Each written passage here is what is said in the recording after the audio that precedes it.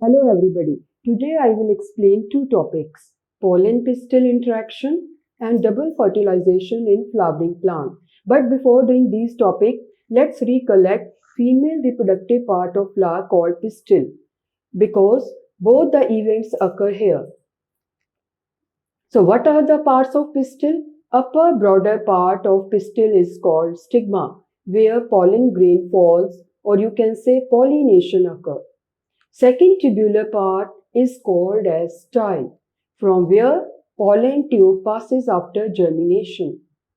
And lower bottom swollen part is called ovary. And within the ovary, ovule is present. You can see here, it is called megasporangium also. Within the ovule, female gametophyte or embryo sac is present, which is 7-celled. We have done earlier. Here, double fertilization occurs. Okay. So let's discuss pollen pistil interaction. What is the meaning of this? If pollination occurs, that does not mean that pollen grain will quickly start germinating on stigma. Before it, pollen grain and stigma recognize each other. This mutual recognition between pollen grain and stigma is called as pollen pistil interaction. How it occurs? It is due to special kind of proteins.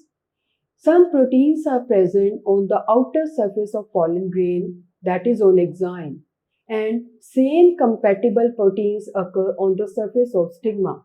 So both kinds of protein interact with each other, recognize each other. If stigma interacts with the right kind of pollen grain, then stigma allows the germination of pollen grain and pollen tube start forming. But if wrong type of pollen grain falls on stigma, then stigma rejects it.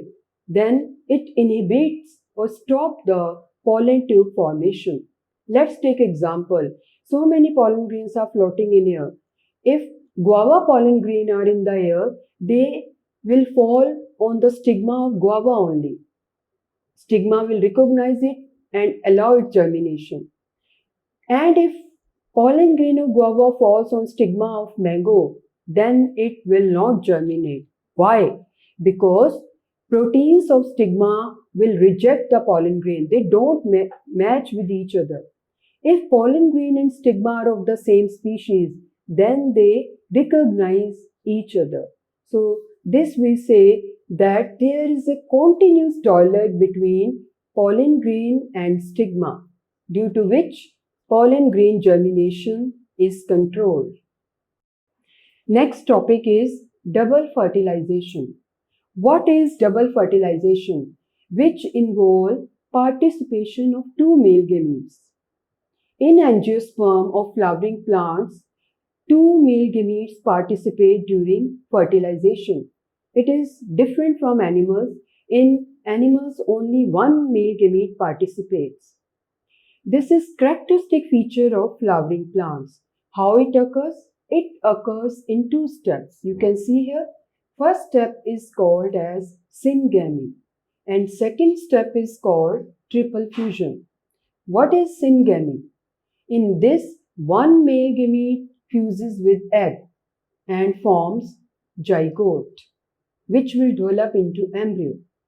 And second male gamete fuses with two polar nuclei and develops into primary endosperm nucleus, which is triploid structure. This will develop into nutritive structure called endosperm. Let's see how it occurs. So, first step is pollination. When pollen grain falls on stigma, I told you earlier, they will first recognize each other. Pollen grain and stigma will recognize each other. If mutually they interact, recognition is done, then stigma allows the pollen grain to germinate. And you can see here, pollen grain absorb food and nutrients from the surface of stigma and start germinating. It forms a tube. You can see here pollen tube. This is called pollen tube, which comes out from intine and vegetative cell. After formation of pollen tube, all the contents of pollen grain, earlier I have told you two male gametes and vegetative nucleus, or it is called tube nucleus. All contents shift towards the tip of the pollen tube. These are two male gametes. And this is tube nucleus or vegetative nucleus. One more thing, if pollen grain falls on stigma at two-celled stage, then it undergoes division and becomes three-celled.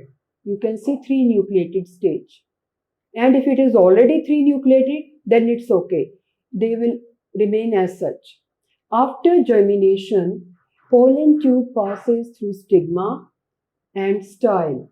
And when pollen tube is moving, it is carrying all the three parts, two male gametes and vegetative nucleus or tube nucleus.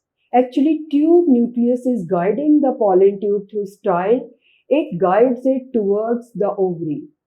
Finally, pollen tube enters in the ovary, then in ovule, and within the ovule, it reaches in the female gametophyte or embryo sac. Why pollen tube is entering in the embryo sac? Because here egg cell is present. And how pollen tube is entering? It enters mostly through the micropyle of the ovule. Here one opening is there in the ovule. Already you have done.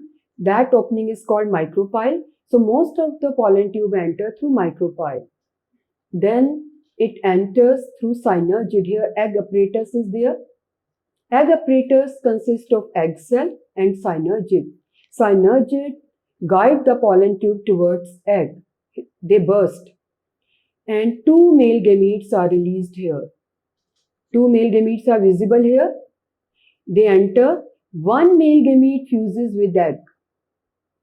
Then it is called syngamy. What is syngamy?